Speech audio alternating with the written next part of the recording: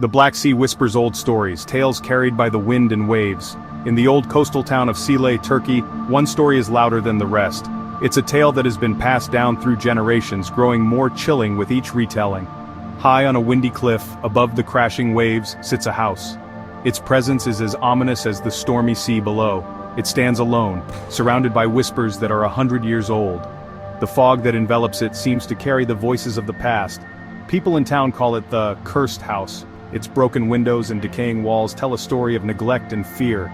They talk about it very quietly, as if speaking too loudly might awaken something within its walls.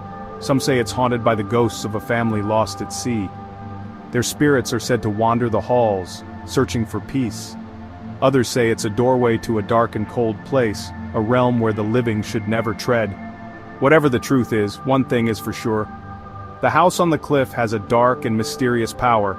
It pulls you in. It calls you closer, like a siren song. It promises a peek into something scary, something that lies beyond the veil of the ordinary.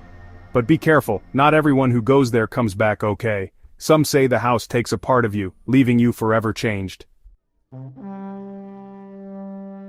Four friends, young and not very smart, had decided to challenge fate on a night that seemed to whisper secrets.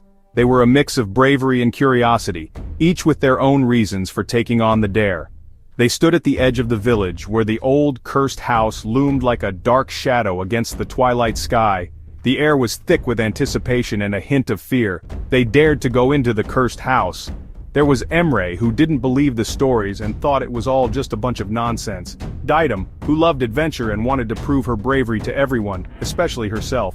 Aylin, the quiet one, who was secretly fascinated by the strange and the unknown, always curious about the mysteries that lay hidden in the dark. And Mehmet, the sensitive one, who was hiding a secret fear that gnawed at him, but he didn't want to be the one to back out. They had heard the rumors, the warnings people whispered for many years, stories of strange noises, ghostly apparitions, and unexplained disappearances. But tonight, under the pale moon, they thought they were stronger than any old curse. They believed their friendship and courage would protect them.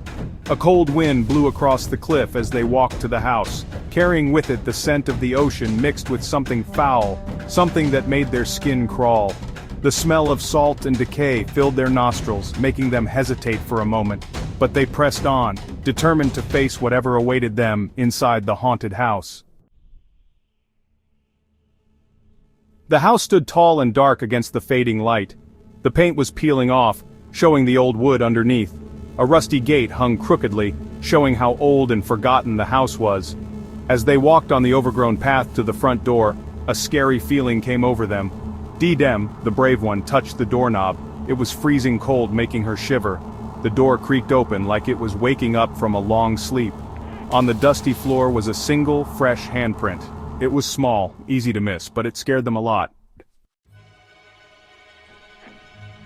Inside, the house was full of shadows and dust. Spiderwebs hung everywhere, thick and old.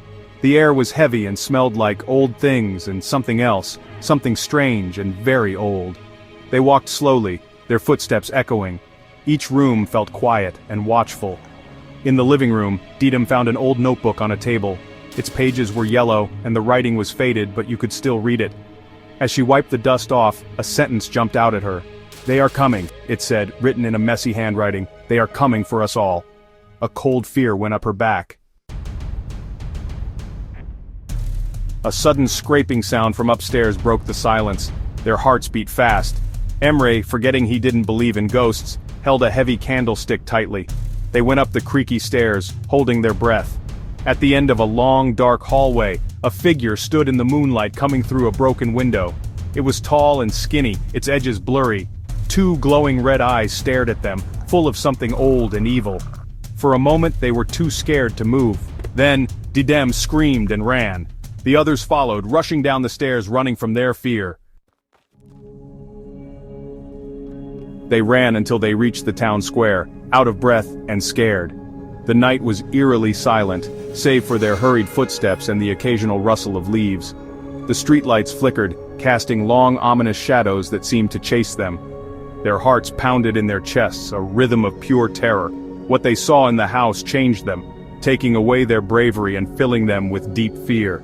The memory of the dark, cold rooms and the whispers that seemed to come from the walls haunted them. It was as if the house had a life of its own, a sinister presence that clung to their souls. Emre, who didn't believe in ghosts, wouldn't talk about the house. His skepticism had been shattered, replaced by a silence that spoke volumes.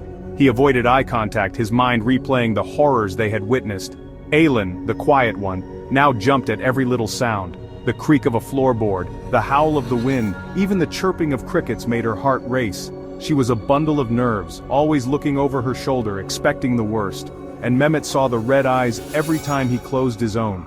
His nights were filled with nightmares, the glowing eyes burning into his soul. Sleep offered no escape, only a deeper descent into fear. Only Didem went back to the house. She was determined to uncover the truth, to face the fear that had gripped them all. Her resolve was unshakable, driven by a need to understand the scary thing that happened there. She needed to understand the scary thing that happened there.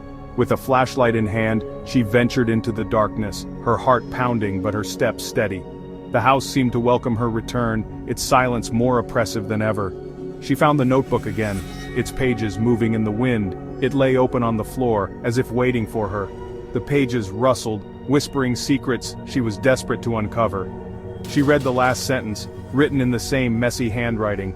The words were almost illegible, but their meaning was clear and chilling. "It knows our secrets," it said.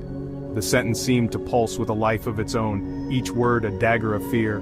"And now, it will never let us go." The finality of the message was inescapable, a grim reminder that their lives had been forever altered.